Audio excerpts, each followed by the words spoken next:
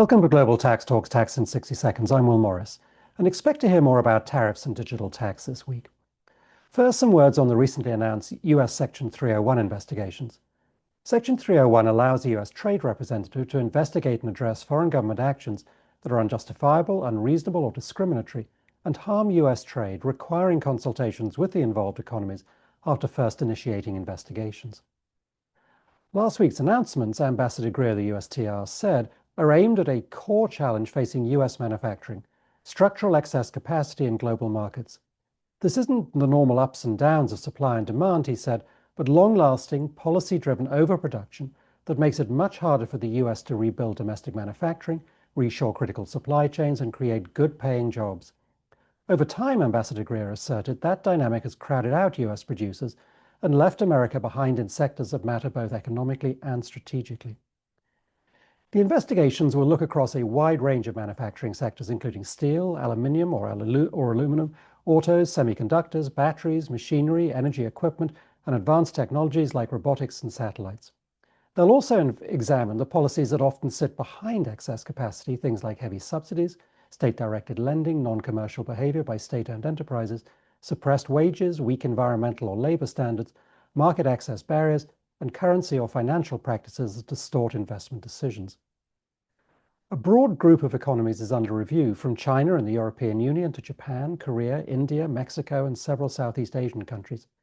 The key question is whether their policies burden or restrict US commerce, and what action, if any, the United States should take in response. As required, USTR has sought consultations and will invite public comment and hold hearings starting in May. Alongside this effort, USTR also launched separate investigations into failures to effectively block imports made with forced labor. While distinct, both initiatives reflect the same broader goal: restoring fair competition and making sure global trade rules support, rather than undermine, US manufacturing, workers, and long-term economic security. Now, at one level, this is obviously part of a campaign to restore tariffs struck down under IEEPA and the balance of payment tariff replacements that will expire after 150 days. But Section 301 tariffs rest on a more solid legal foundation with no expiration, so they must be taken seriously. One other tariff note: I reported last week that the EU-US trade deal was stalled in the European Parliament.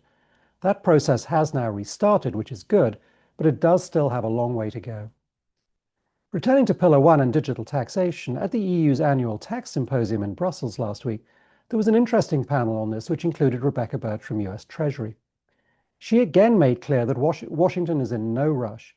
She warned Europe not to sprint toward a solution that may ultimately end up back at Amount A.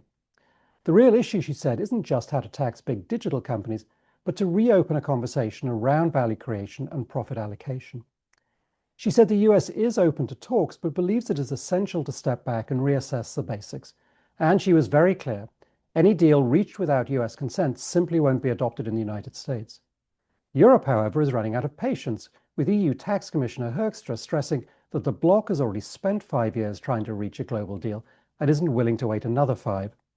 The EU still prefers a multilateral solution, but momentum is building behind the idea of an EU-level digital tax if talks stall again. And an EU lawmaker on the panel made clear she believed that Europe needs a digitax and shouldn't remain stuck in limbo. Adding to the pressure, the US warned that digital services taxes are viewed as trade measures and could trigger retaliation under US law. Ms. Birch emphasized that the global tax landscape has changed since the Pillar 2 minimum tax was agreed with QDMTTs, and any future conversation must reflect that reality. My short-term prediction is the talks do restart. Longer term, well, there's quite a gap to be bridged. Anyway, thanks for joining me, and come back next week so that you stay global tax ready.